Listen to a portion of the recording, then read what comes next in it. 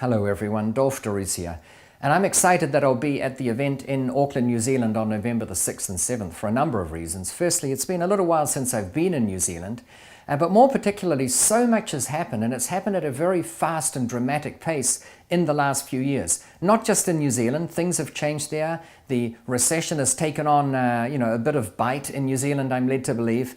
But more particularly here in the States, things really have been atrocious. Even though the government might be trying to tell us that things aren't that bad, you notice it on statistics. For instance, it's October as I speak now, October 2010, and we just got the stats out for the previous month, and apparently there were more foreclosures, or this is mortgagee sales I guess, more foreclosures in the United States last month than in any other month on record.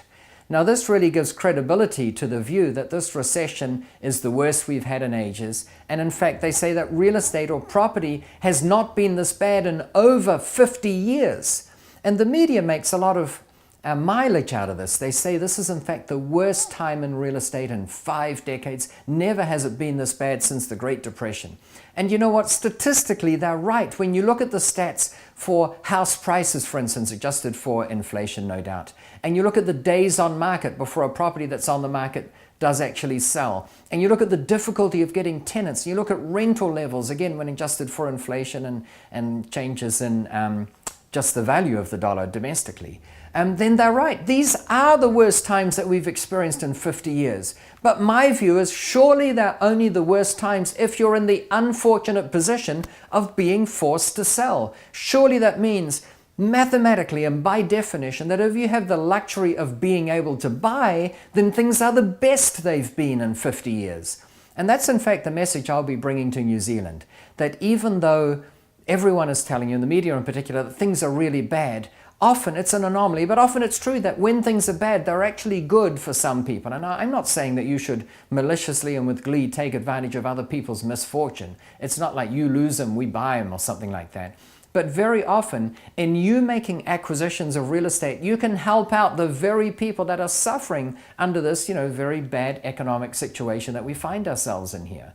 And one of the reasons why I'm keen to bring my message down to New Zealand is I know there are a lot of people touting US properties, but they tout things the way a lot of people tout anything that's fashionable. They don't know much about it. They learn a few rudimentary basics just to tip enough people into it. They get their cut on the deal, but they leave you with something less than desirable. So my mission is to show you just what all the opportunities are, and they are spectacular. They're great right now here in the United States.